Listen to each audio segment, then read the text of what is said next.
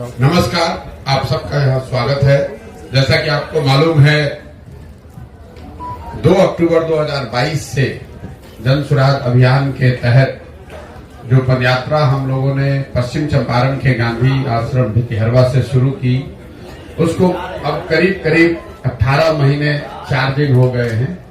और इन 18 महीनों में पश्चिम चंपारण से चल के पूर्वी चंपारण, शिवहर होते हुए गोपालगंज, सिवान, छपरा, वैशाली, समस्तीपुर, मुजफ्फरपुर, सीतामढ़ी, मधुबनी, दरभंगा, बेगूसराय, खगड़िया होते हुए हम लोग आपके जिले सहरसा में अभी कुछ 10 दिन पहले आए हैं।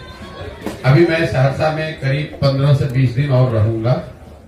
पदयात्रा का जो स्वरूप है आप देखते हैं, हम लोग का प्रयास होता है कि गांव-गांव जाएं और मैं और मेरे साथ जो पदयात्री हैं, तो प्रयास ये होगा कि कम से कम 90% गांवों में जरूर हम लोग व्यक्तिगत तौर पर वहां पहुंचकर लोगों से मिले, उनकी समस्याओं के बारे में जाने, उसका अध्ययन करें, उनको जन सुराज के बारे में बताएं। पदयात्रा के जो 3 मुख्य उद्देश्य हैं, वो पहला उद्देश्य ये है कि बिहार, मेरी अपनी जो 15-20 वर्ष की राजनीतिक सामाजिक समझ है, पहले संयुक्त राष्ट्र संघ में, फिर 10 वर्ष राजनीति के क्षेत्र में, मेरा जो अध्ययन है बिहार को लेकर या समझ है, उसके अनुसार बिहार की जो बदहाली, बर्बादी, गरीबी का कारण है, वो उसकी मूल वजह ये है कि यहाँ पर एक तरह से पिछले 30-40 वर्षों से राजनीतिक बंधुआ मजदूरी बन गई है। जैसे देश में पहले गुलामी होती थी, वैसे बिहार में राजनीतिक तौर पर लोगों की गुलामी हो गई है, चाहे वो जात के नाम पर हो, हिंदू मुसलमान के नाम पर हो, या भाजपा के डर से लालू और लालू जी के डर से भाजपा। तो ये जो समस्या है, हम लोग बात करते हैं कि बिहार में सड़क नहीं है, पढ़ाई नहीं है, रोजगार नहीं है, गरीबी है, पलायन है, ये सारी बातें लोगों को पहले से पता है।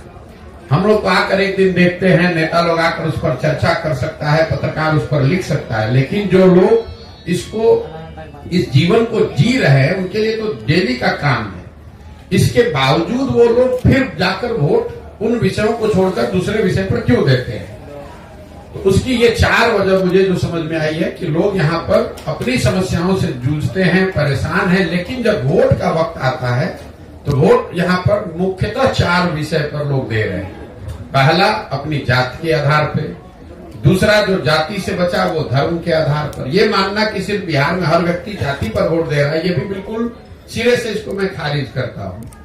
और इसका उदाहरण भी मैं हमेशा देता हूँ कि अगर हर व्यक्ति बिहार में जाति के नाम पर ही वोट दे रहा है, तो नरेंद्र मोदी जी को वोट बिहार में दे कौन रहा है? उनके जाति का तो बिहार में आदमी नहीं रहता है। तो ये दिखाता है कि हर व्यक्ति जाति के नाम पर वोट नहीं दे रहा है। जो व्यक्ति जाति के नाम पर वोट नहीं दे रहा है, वो हिंदू मुसलमान विचारधारा, राष्ट्रवाद के नाम पर वोट दे रहा है। लेकिन इन दोनों के बाद भी करीब आधी बिहार की जनता 2 विषयों पर वोट कर रही है। वो है लालू जी के डर से भाजपा, जिसको आप कह सकते हैं विकल्प के अभाव में। भाजपा को दे नहीं सकता इसलिए लालू जी को दे रहा है, लालू जी को नहीं दे सकता इसलिए भाजपा को दे रहा है।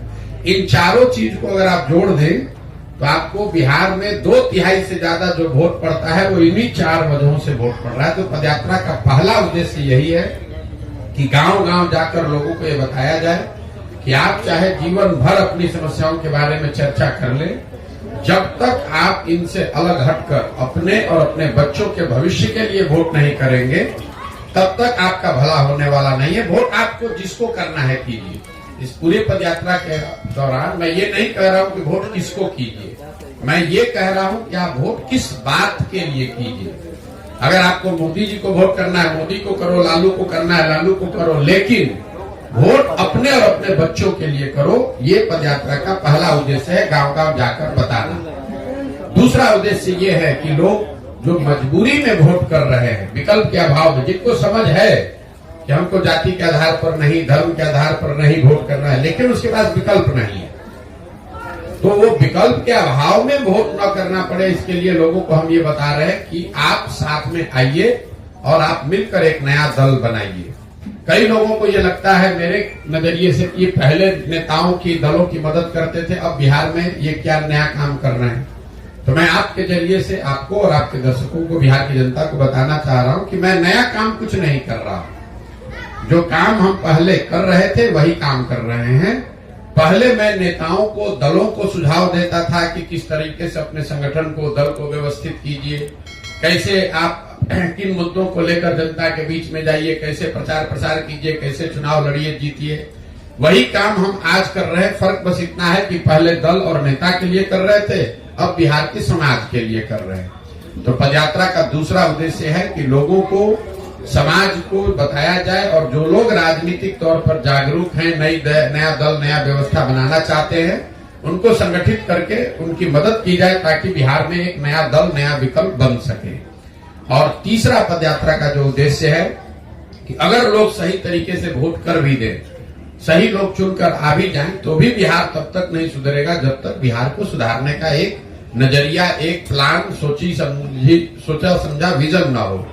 तो इस पदयात्रा के दौरान एक लक्ष्य ये है कि बिहार के 8,500 पंचायतों का जमीन पर अध्ययन करके, विशेषज्ञों की राय से, लोगों की सलाह से हर पंचायत का एक 10 वर्षीय योजना बनाया जाए, ताकि लोग ये देख सके वोट करने से पहले कि उनके पंचायत को अगले 10 वर्ष में विकसित बनाने के लिए जन सुराज के पास क्या योजना है, क्या प्लान है।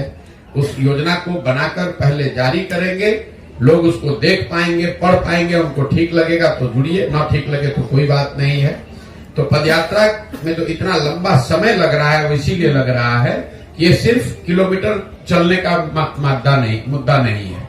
ऐसा नहीं है कि मुझको इसको साल भर में करना है कि 2 साल में करना है, 3000 किलोमीटर चलना है कि 8000 किलोमीटर चलना है, कोई चीज निश्चित नहीं है। एक चीज निश्चित है कि बिहार के हर गांव, हर शहर, हर प्रखंड पंचायत तक पहुंचना है। दूसरा चीज निश्चित है कि इन 3 लक्ष्यों की प्राप्ति के लिए गांव गांव जाकर लोगों को जन जागरण के हिसाब से उनको बताना है कि आप अपने और अपने बच्चों के लिए वोट कीजिए। अगर आप नया दल, विकल्प बनाना चाहते हैं तो नया दल और विकल्प बनाइए। और तीसरा, हर पंचायत के लिए एक योजना बने। इस पंचायत की योजना में वहां की स्थानीय समस्याओं का जिक्र हम लोग करते हैं, कैसे उस समस्या का निपटारा होगा ये बताते हैं।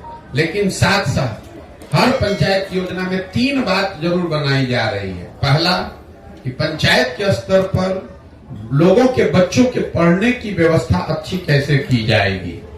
दूसरा, हर पंचायत में 800 से 1200 नए रोजगार के अवसर कैसे पैदा किए जाएंगे। ये आंकड़ा 800 से 1200 इसलिए है कि एक अध्ययन करके हम लोगों ने पाया कि अगर पंचायत के स्तर पर 800 से 1200 नए रोजगार के अवसर पैदा कर दिए जाएं, तो करीब करीब पलायन को यहाँ से रोका जा सकता है।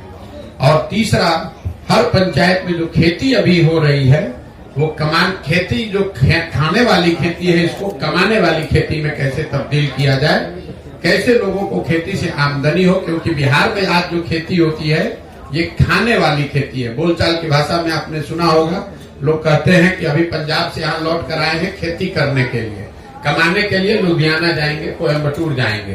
तो लोगों के दिमाग में जो खेती को लेकर नजरिया है कि खेती खाने का जरिया है, इससे अनाज पैदा करो ताकि अपना और अपने बाल बच्चे, परिवार का पेट बढ़ता रहे।